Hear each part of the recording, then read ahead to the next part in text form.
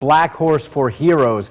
It's an equestrian center in Bethany, and it seeks to help returning veterans of war with a special program involving people and horses. It's seen as a kind of a therapy and guidance that helps returning vets ease back to civilian life. Here to tell us all about the program, how it works, is Blackhorse for Heroes Brad Bertel, Ted Obb, not a veteran but very closely involved, and last but not least, Tyler, the dog here, right?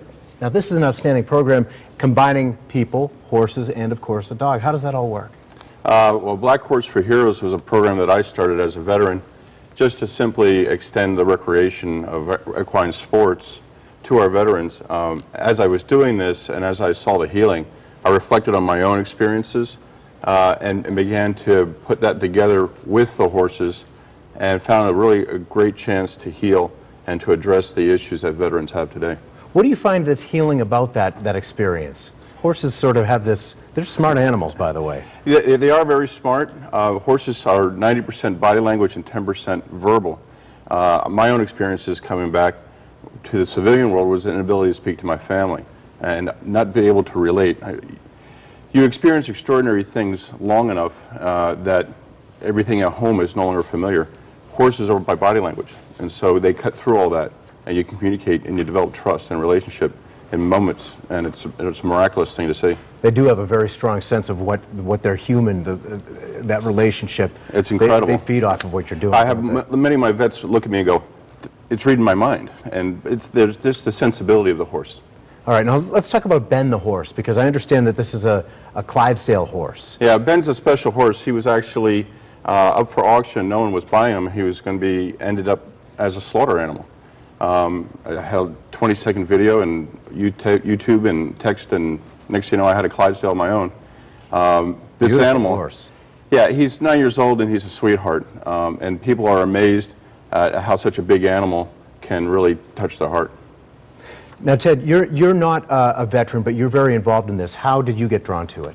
Well, I've been involved since the mid-'60s, and currently I'm the Connecticut State Coordinator for POW MIA families, and I also sit on the statewide task force.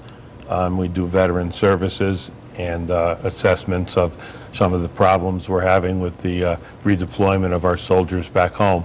And I'm also involved with Brad. We're on a committee. We do a Welcome Home Vietnam Veterans Day celebration. This year's will be in May 19th at the Veterans Memorial Park in Shelton. So I have a wide variety of functions in the community.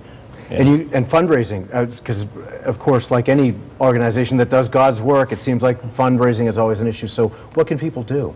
Our website, blackhorseforheroes.org, has a donation button that can be used for that. And we're going to have other fundraising events throughout this year. Today, we're actually having an open house from 1 o'clock to 3 o'clock in Bethany. Blackhorseforhero.org will show you the address.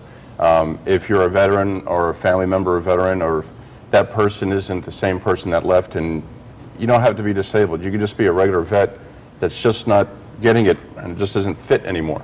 Come up, say hello, see Ben. And meet Tyler too. And Tyler the Wonder Dog. Before we go, you served where and what service? I was the United States Army. I served in what they call the Fulda Gap with the 11th ACR. That unit was a cavalry unit. The name of that unit was the Blackhorse unit.